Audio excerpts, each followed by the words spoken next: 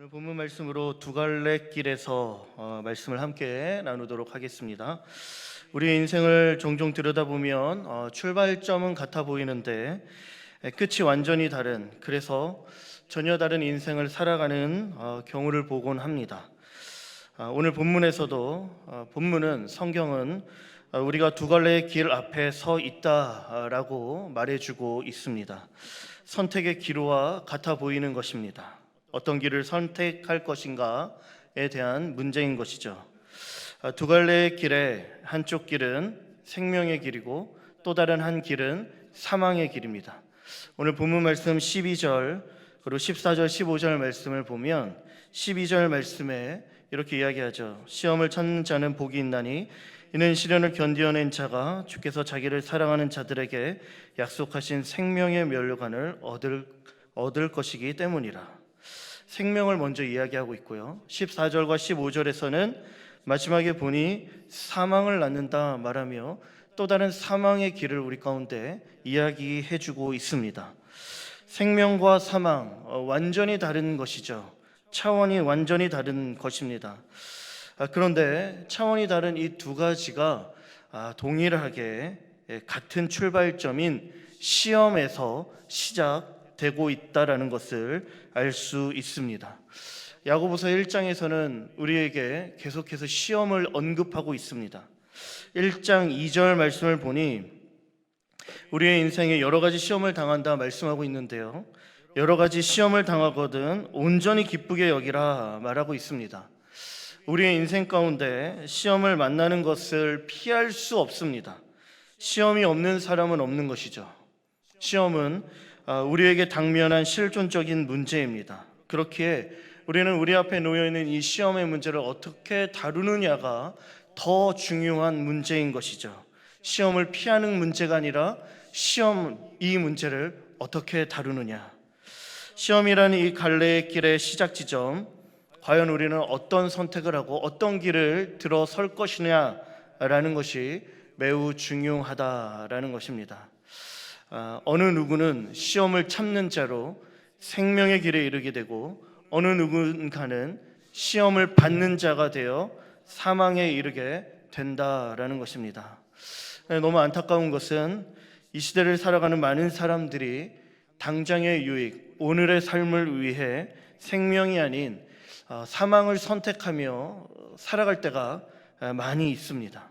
당장의 만족을 위해 다른 것을, 옳지 못한 것을 선택하는 것이죠. 그렇게 선택한 결정이 시간이 지나 뒤를 돌아보며 결국 그 선택을 후회하게 되는 것입니다. 우리는 사망에 이르는 길이 아니라 생명에 이르는 길을 위해서 이 시험 앞에 믿음의 올바른 선택을 할 수 있어야 한다라는 것이죠. 우리는 이제 두 갈래 길 앞에 서 있는데 과연 우리는 어느 길을 선택하고 어느 길을 걸어가고 있는지 오늘 이 밤에 한번 돌아볼 수 있으면 좋겠고, 내가 과연 선택하고 걸어야 할 길은 과연 무엇인가를 우리가 점검할 수 있으면 좋겠습니다. 첫 번째, 두 갈래의 길, 먼저 사망의 길을 조심해야 합니다. 먼저 우리가 어떤 길을 갈 것인가 선택하기 위해 우리 앞에 놓여있는 이 시험이라는 문제를 살펴봐야 합니다. 두 갈래 길에서 우리 앞에 놓여있는 이 시험은 크게 두 가지이죠. 한 가지는 믿음을 지키려고 할 때 오게 되어지는 외부의 시험, 곧 시련입니다.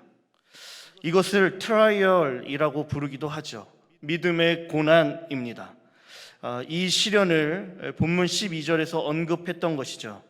또 하나는 욕심과 정욕으로 인한 우리 내면의 시험, 유혹입니다. 템테이션이죠. 그런데 우리가 알아야 할 것은 이와 같이 서로 다를 것만 같았던 이 두 가지의 시험이 같은 단어 페이라스모스라는 단어에서 시작되고 있다라는 것이죠. 시험이라는 이 단어가 긍정적으로 쓰여질 경우에는 연단을 위한 시련으로 우리 가운데 다가오고, 부정적인 의미로 쓰일 때는 유혹이라는 의미로 우리 가운데 다가와 우리를 넘어뜨리는 시험이 된다라는 것입니다. 그렇게 누군가에게는 긍정적으로 이 시험이 약이 될 수 있고, 어느 누군가에게는 반대로 부정적으로 넘어뜨리는 것으로 끝나게 될 수 있다라는 것이죠. 시험이라는 같은 출발선에서 출발하지만 전혀 다른 결과를 맞이하게 된다라는 것입니다. 그렇다면 우리는 이 시험에서 유혹으로 연결되지 않게 하기 위해 무엇을 조심해야 하는 것일까요? 가장 먼저 우리는 우리 안에 있는 욕심이라는 정욕이 있다라는 것을 살펴야 합니다. 14절 말씀에 욕심을 우리가 받게 될 유혹이라는 그 시험의 원인이다라고 언급하는 것이죠. 오직 각 사람이 시험을 받는 것은 자기의 욕심에 끌려 미혹된다 말하는 것입니다. 시험의 주된 원인으로 욕심이라는 우리의 내면의 상태를 야고보 사도가 언급하는 것입니다. 욕심은 무엇일까요? 욕심은 어떤 무언가를 향한 강렬한 열망인 것이죠. 매우 중립적이지만, 그래서 좋을 때, 좋은 의미로는 우리 가운데 좋게 작동할 수 있지만, 그러나 부정적으로 쓰일 때는 우리를 넘어뜨리게 된다라는 겁니다. 더욱이 이 욕심을 성경에서는 거의 대부분 욕망과 정욕으로 표현하면서 부정적으로 쓰고 있다는 것을 우리는 볼 수 있습니다. 욕심의 마음이 우리로 하여금 이 시험을 이기지 못하도록 만드는 것이죠. 시험을 받아 넘어지도록, 걸려 넘어지도록 그렇게 쓰러뜨리는 결정적인 원인이 이 욕심이 된다라는 것입니다. 그런데 이 욕심이 얼마나 강력한지를 우리 가운데 설명하기 위해서 오늘 본문에서는 이 욕심이라는 단어를 여성 명사로 표현하고 있습니다. 여성 명사로 표현된 이 욕심은요, 악한 욕망, 성적 충동, 정욕에 이끌릴 때 쓰여지는 단어로 표현되고 있다라는 것입니다. 강렬한 그 욕망이 마치 사람을 미혹하고 유혹하고 낚아채어서 여성 명사에게 자신의 침상으로 이끌어들이는 것이죠.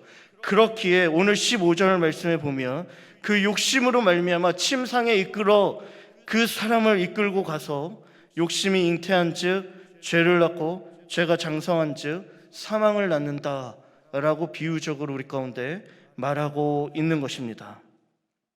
그런데 이와 같은 모습을 너무나도 잘 설명해 준 성경이 바로 잠언 7장입니다. 우리가 잘 알듯 잠언의 핵심 주제는 지혜이죠.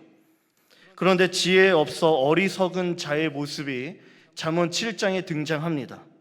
어리석은 자들의 특징은 무엇이냐면 바로 유혹이라는 덫에 걸려 넘어지는 거예요. 정욕과 욕망이 사로잡힌 모습을 보여주는 것이죠.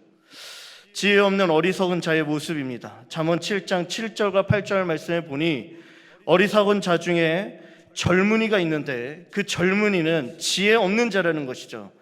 지혜 없는 자가 보여주는 모습은 무엇이냐면 거리를 지나갈 때 음녀의 골목 모퉁이로 가까이 간다라는 것입니다.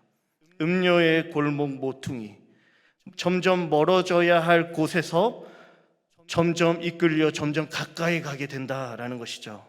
이것이 바로 지혜 없는 어리석은 자의 모습이다라는 거예요. 유혹에 이끌려 미혹되어 점점 끌려가는 모습. 그런데 이 끌려갈 때 유혹이 얼마나 강렬한지 음녀의 유혹 우리 가운데 알려주기를 잠언 7장 16절 이하의 말씀 가운데 이렇게 이야기를 합니다. 점점 내게로 오라라는 것이죠. 내 침상에 여호와 애굽의 문이 있는 이불을 폈고 모략과 침향과 계피를 내가 뿌렸으니 오라, 우리가 아침까지 흡족하게 서로 사랑하자, 희락하자 라며 여러 가지 고운 말로 꾀하고 유혹하며 넘어뜨리기 시작하는 거예요. 이 유혹 앞에 속수무책으로 어리석은 지혜 없는 이들이 넘어지게 된다라는 것입니다. 그런데 이러한 유혹에 이끌리게 되어지면 어떻게 될까요? 죄의 결과입니다. 22절 23절에 보니 그 유혹을 따라 음녀의 유혹에 넘어지게 되어지면 소가 도수장으로 끌려가는 것 같아 쇠사슬에 매이러 가는 것과 같다 말하며 필경 그 소는 화살이 그 간을 뚫게 될 것이다 말하는 것이죠. 새가 빨리 그물에 들어가요 올무에 사로잡히는 그 신세, 그래서 생명을 잃어버릴 줄을 알지 못함과 같다 말하는 겁니다. 유혹을 받아 이끌려가게 되어지는 그 신세는요 결국 죽음에 이르게 된다라는 것이죠. 그러니 지혜인 잠언의 말씀은 어떻게 경고합니까? 이렇게 경고하죠. 아들들아 내 말을 듣고 내 입의 말에 주의하라. 아버지의 말을 들으라 라는 것이죠. 내 마음이 음료의 길로 치우치지 말아야 한다. 그 길에 미혹되지 말아라 말하고 있는 것입니다. 욕심, 잉태한 즉 죄를 낳고 죄가 장성한 즉 사망을 낳는 이 강렬한 여성 명사로 표현돼 이 욕심에 이끌려 살아가는 유혹에 넘어지지 말아야 한다라는 것이죠. 우리 안에 있는 욕심은 마치 낚싯바늘에 끼어있는 이 미끼와 같은 거예요. 보암직도 하고 먹음직도 한 이 미끼를 먹으려고 하는 그 순간 우리는 사로잡히게 된다라는 것입니다. 그런데 이 욕심이 너무나 강해서 우리를 죄악의 길로 끌고 가는 엄청난 힘이 있다라는 것입니다. 그러니 우리는 우리 안에 이 내면 안에 욕심이 도사리고 있다라는 사실을 빨리 깨달아야 합니다. 내가 어찌할 수 없는 이 욕심이 나를 다스리고 있다라는 것을 알아야 한다는 것이죠. 욕심이 가장 먼저 죄로 연결된 사건은 바로 창세기의 선악과 사건입니다. 하나님의 형상으로 지음받은 아담, 처음에는 하나님의 말씀 앞에 순종하죠. 선악을 알게 하는 나무의 실과를 먹지 않습니다. 그런데 어느 순간 평소에는 괜찮았는데 아무 문제가 되지 않았던 그 나무의 실과가 갑자기 보암직도 하고 탐스럽기도 하고 먹음직스럽게 보인 것입니다. 왜일까요? 아담의 마음에 욕심과 정욕이 자라난 것이죠. 왜 자라난 것일까요? 그 아담을 유혹한 뱀의 말에서 우리는 찾을 수 있습니다. 창세기 3장 5절에 너희가 그것을 먹는 날에는 너희 눈이 밝아져 하나님과 같이 되어 선악을 알 줄 하나님이 아심이라. 욕심이 마음에 들어온 그 근본 동기가 무엇이다라고 말하고 있습니까? 바로 하나님과 같이 되고자 하는 마음을 품는 것, 그것에 있다라는 것입니다. 내 삶에 하나님을 버리고 내가 스스로 하나님이 된 것, 이전에 하나님이 나를 다스리고 나를 통치하실 때는 아무 문제가 되지 않았고 괜찮았던 그 선악과가 내가 스스로 왕이 되어 하나님처럼 되고자 하니 그 욕심이 가득하게 일어나 어느 순간 그것이 먹고 싶은 것으로 바뀌게 되었다라는 것입니다. 무엇을 의미하는 것일까요? 하나님이 내 삶을 다스리지 않고 내가 내 삶의 주인 노릇하며 내 힘으로 살아가려 한다라면 절대로 우리는 우리 안에 있는 이 욕심의 문제를 다스릴 수 없다라는 것입니다. 욕심에 지배당할 수밖에 없고 욕심을 추구하는 삶을 살아갈 수밖에 없다라는 것입니다. 인간은 하나님께서 우리에게 부여하신 분명한 목적이 있죠. 우리를 창조할 때 창조한 하나님의 계획과 목적이 있습니다. 하나님의 뜻이 있는 것이죠. 그런데 그것을 우리가 잃어버리는 순간, 하나님께 반역하고 하나님으로부터 멀어지는 순간, 하나님이 우리에게 두신 하나님의 분명한 목적, 삶의 의미, 그것을 우리 스스로 설정하고 찾아야 하는 신세에 놓이게 되었다라는 것입니다. 그래서 그렇게 인간이 찾은, 인간 스스로 설정한 인간의 삶의 목적과 의미는 무엇이냐면 바로 자신의 욕심을 채우는 삶, 욕망과 쾌락을 채우는 삶이 되어버렸다라는 것이에요.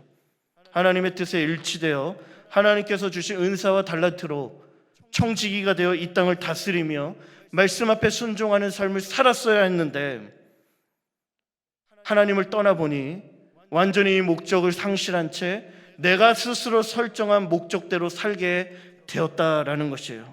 잘못된 방향 설정이죠.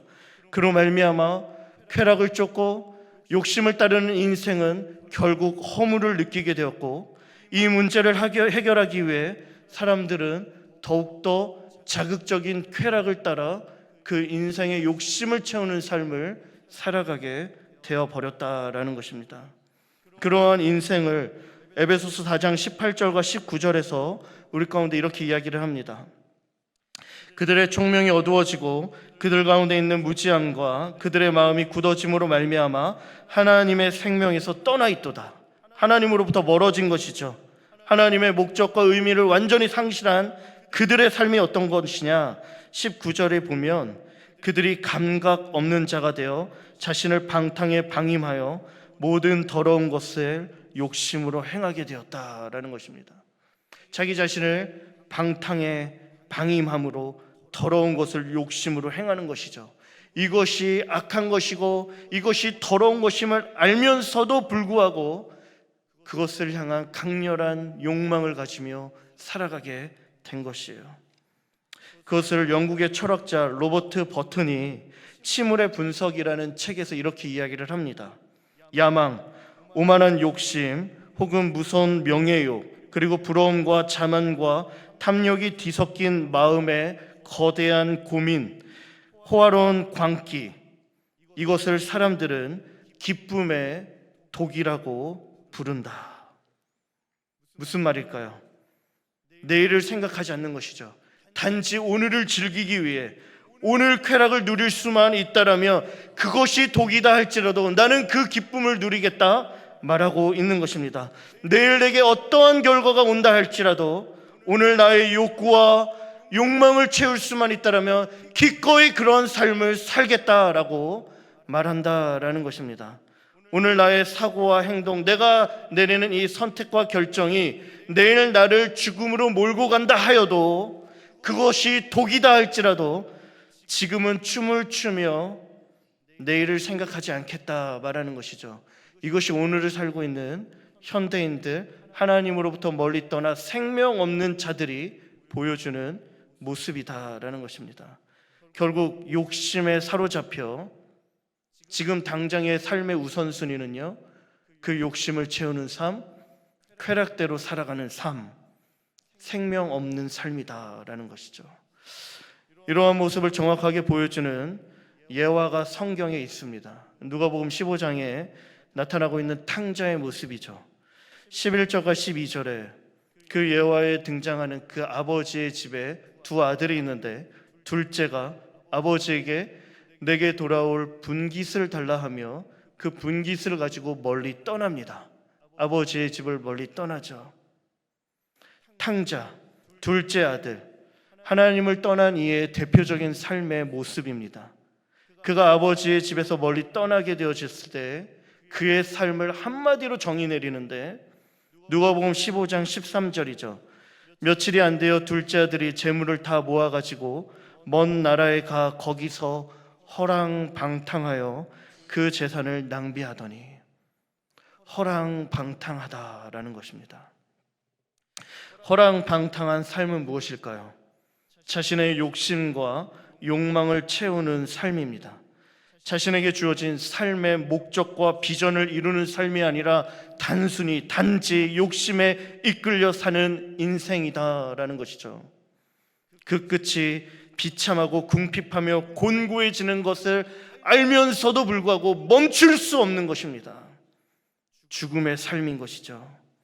만약 그가 아버지의 집에서 떠나지 않았다라면, 그가 아버지와 함께하고 있었다라면 어떤 인생을 살았을까요? 사랑하는 성도님들, 세상은 욕심을 채우는 것이 행복이다라고 말하죠. 그런데 그 욕심으로부터 자유로울 수 있는 사람은 아무도 없습니다. 결국 만족을 누릴 사람은 없는 것이죠. 사실 우리도 육체의 욕심을 따라 지내며 하나님으로부터 멀리 떨어져 있었던 사람들이죠. 그렇게 우리는 이 유혹이란 시험 앞에 걸려 넘어질 수밖에 없는 사람들입니다. 그런 사람임을 인정해야 하는 거예요. 에베소서 2장 3절에 전에는 우리가 육체의 욕심을 따라 지냈던 본질상 진노의 자녀였다라는 것입니다. 우리는 넘어질 수밖에 없는 사람들이에요. 우리 안에 욕심이 가득하다라는 것을 인정하고 이 욕심이 발견되어지고 깨닫게 되어져서 내 삶에 우리의 욕심이 작동되어 유혹이 시험으로 다가오는 순간, 그럴 때 그러니 우리는 우리를 의지해서는 안 됩니다. 이 순간 내 힘과 능력을 자랑해서는 안 되는 것이죠. 철저하게 내 연약함을 인정하고 내 안에 있는 욕심의 실체를 낱낱이 드러내며 하나님께로 돌아가야 하는 거예요. 하나님이 나를 다시 다스려 주실 수 있도록 나를 다시 내어드릴 수 있어야 한다는 것이죠. 철저하게 나 자신을 부인하고 하나님을 내 삶의 주인으로, 내가 하나님처럼 되려고 하고 내 삶의 주인 노릇하며 내가 내 삶의 왕이 되려고 하는 것이 아니라 철저하게 부인하며 하나님을 다시 내 삶의 주인으로, 왕으로 모셔드려야 합니다. 갈라디아서 5장 24절에 그리스도 예수의 사람들은 육체와 함께 그 정욕과 탐심을 십자가에 못 박았느니라. 십자가에 못 박았느니라. 십자가에 못 박을 때 여전히 우리는 연약하지만, 여전히 욕심을 제어할 힘이 내 안에는 없지만 어느 순간 조금씩 그 죄를 다스릴 수 있는 힘이 생겨나는 것이죠.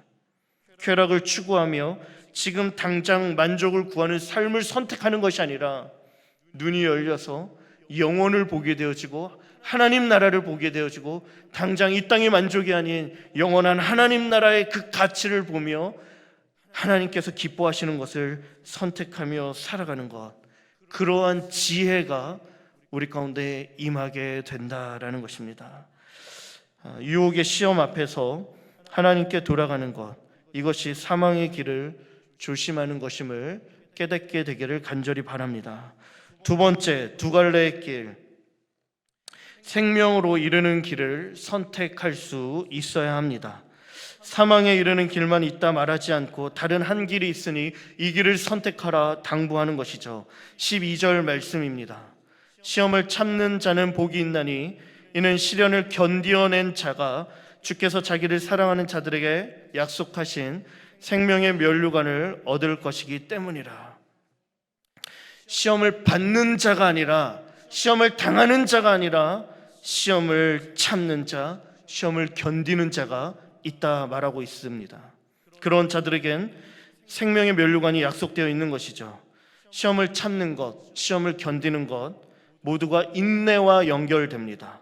야고보 사도는 시험을 너희가 당하거든 인내를 온전히 이루라 계속 반복해서 이야기하고 있습니다. 인내를 이루는 것이야말로 우리가 하나님의 사람으로 온전함에 이르는 길이기 때문인 것이죠. 어떻게 인내에 이를 수 있는 것일까요? 시험을 견디며 인내할 때 우리에게 주어지는 복이 있다 말하는데, 여기서 말하는 복, 헬라어 마카리오스라는 단어이죠.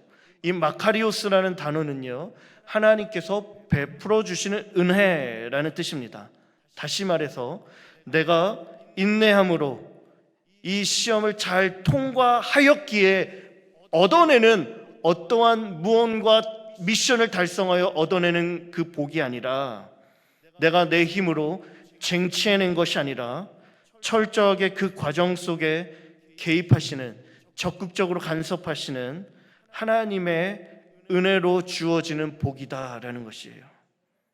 그러니 우리는 이 시험 앞에 우리에게 복 주시는 그 하나님을 온전히 신뢰하고 복을 주시는 하나님께 은혜를 구할 수 있어야 하는 것이죠.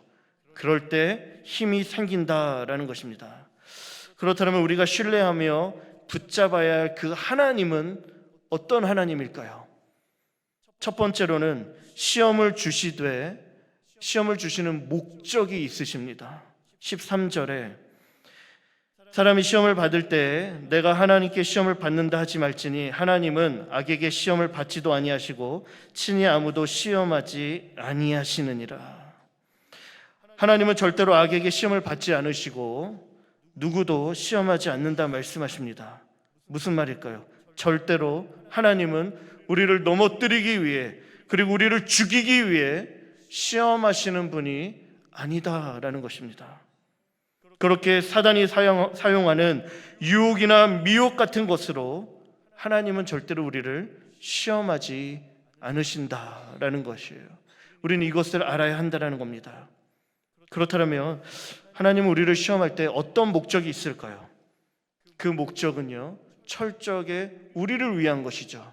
우리를 연단시키고 우리를 온전케 하기 위한 것에 목적이 있다라는 것입니다. 이 시험을 견뎌내고 인내하면 우리가 연단되어지는데, 이 과정을 통하여서 우리가 하나님 앞에서 온전하여지고 인정받게 된다라는 것이죠. 오늘 본문 12절 말씀에 보면 시련을 견디어낸 자라는 표현이 있는데, 견디다라는 이 단어가 도키모스라는 단어입니다. 도키모스라는 이 단어는요, 불로 금을 연단하는 것이죠. 정금처럼 순금처럼 그 불로 연단함으로 말미암아 모든 불순물을 빼어내어 온전하게 만들어 놓는 상태라는 거예요. 시련을 견디어낼 때 우리가 이와 같이 될 수 있다라는 것입니다.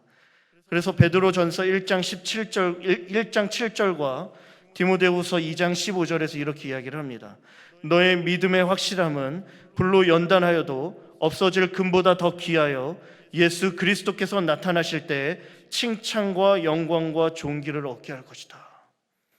시련으로 말미암아 우리의 믿음이 불로 연단하여도 없어질 금보다 더 귀하게 되어지는 것이죠.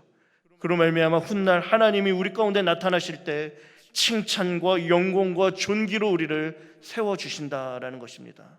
더 나아가서 도키모스는 이렇게 우리를 하나님 앞에 세워주는 거예요. 부끄러울 것 없는 일꾼으로 인정된 자.